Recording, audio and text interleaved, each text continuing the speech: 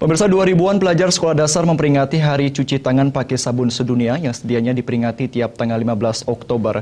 Menteri Kesehatan Nila Muluk menyatakan gerakan mencuci tangan ini penting disuarakan, mengingat kebersihan tangan adalah hal yang utama karena tangan merupakan anggota badan yang paling sering dilakukan aktivitas, salah satunya untuk makan dan minum.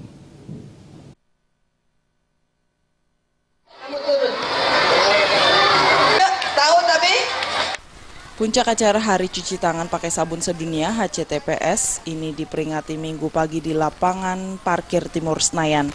Sedikitnya 2.000 pelajar tingkat sekolah dasar ikut serta dalam HCTPS ini.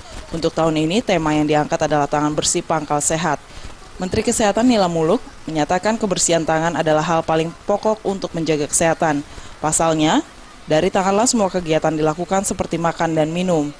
Sehingga dengan tangan yang bersih, maka akan mencegah masuknya penyakit ke dalam tubuh. Menurut Menkes, cuci tangan penting disebarluaskan khususnya di kalangan anak usia sekolah dasar agar mereka benar-benar melakukan cuci tangan pakai sabun CTPS dengan air mengalir sebagai suatu gerakan masyarakat. Barangkali memang betul kita harus mulai dari anak-anak, karena anak-anak itu sebagai mediator juga. Jadi kalau mereka sudah diajarkan dan setiap mau makan cuci tangan, itu bisa mengingatkan orang tuanya mungkin yang belum berperilaku baik.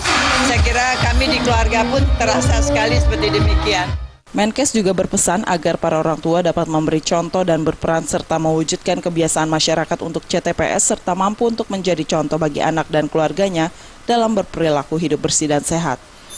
Dari Jakarta, Rifan Alfidian.